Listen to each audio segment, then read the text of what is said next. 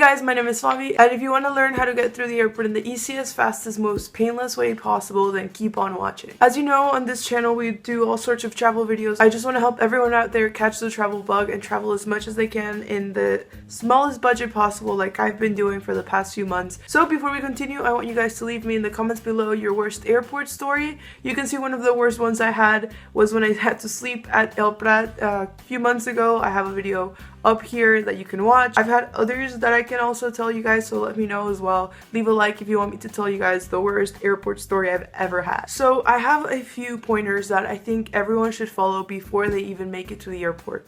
The most important one, I think, before you even book where you want to go, before you even start planning out your trip, is when you know what the main location you want to be at is, check online and make sure you don't need a visa, and if you do, what are the steps you need to get that visa. Basically, depending on where you're coming from or where you're going, there's going to be different requirements for you to travel depending on the documents you need. If you're traveling within the United States and if you're a US resident, you're only going to need a photo ID to get between states. If you are an EU citizen and you're traveling within the EU, you're only going to need some form of ID as well that proves that you're an EU citizen. If you're traveling into the US, it's going to depend on where you're from. If you're traveling into Europe, it's going to depend on where you're from. If you're traveling into the UK, it's going to depend to where you're from. For example, with my Venezuelan passport, I need a visa to get into the UK. Luckily, I also have an American passport, so I don't need that. But it's going to depend a lot on where you're from and what the country's own rulings are. So once you've booked your trip, you know when you're leaving, you have all this information with you, and it's actually time to get to the airport. You need to make sure that you know if you're checking a bag in or not. Basically, a bag that you check in is a bag aside from either your carry-on or your personal item. A carry-on is a small little luggage that's usually going to be the one you put overhead, and a personal item is what you put under your seat. It's usually a backpack or a purse, a bag, anything that's small that you can carry with you usually. And if you have to check in a bag, or say for example it's happened to me a couple of times where you need a visa check, not because you necessarily have a visa, but because they just want to control passports, because you are, for example in my case, I have an American passport and I'm traveling within the EU, but I'm traveling with a non-EU passport, then they just want to check, make sure everything is in good standing. So if you either check a bag or you have that situation, you have to go through the counter.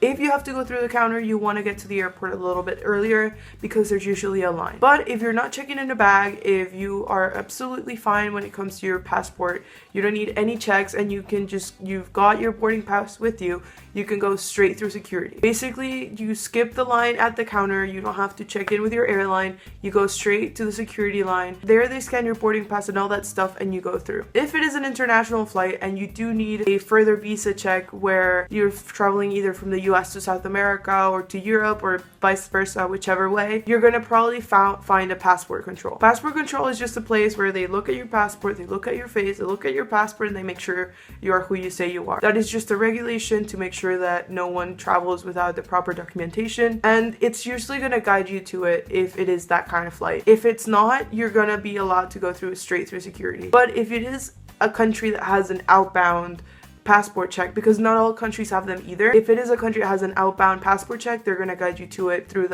all the information at the airport. It's usually very, very self-explanatory. So once you know if you check a bag in or not, and once you know if you need any sort of visa checks, any information you need further checking on, you can calculate more or less how much time in advance you need to be at the airport in. Usually the rule of thumb, they'll tell you about 2.5 hours for any flight. To me, that's too much. I think I prefer, if it's a national flight or a flight within the EU, I think you're fine about an hour to an hour and a half. Like an hour and some change is usually what I aim for. That'll be more than enough. Especially because usually you just don't need to go through the counter or any of that hassle. You'll just go straight through security. There's no major checks of documentation. You just go in and you're there fairly quickly. I think the main time you need to give yourself would be to get through the security line, which usually is not that long depending on what airport you're flying in from, of course. At the end of the day, what's more important is that you feel comfortable with the time you have. For me, an hour and a half, an hour and some change is usually more than fine to get to a national flight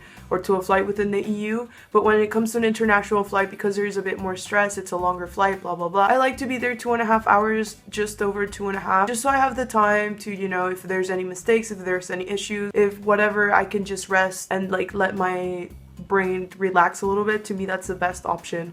So rule of thumb, an hour and a half for a national / within the EU flight, and 2.5 hours for an international flight. That's, to me, what I usually do. And now that you're all prepped to go and ready, I'm gonna see you guys in the next video, where I'm gonna tell you guys what to do at the airport once you're physically there, and for both departure and arrival at the different airports you can encounter. So make sure to like, subscribe, and all that other YouTube bullshit, and I'll see you guys on Wednesday.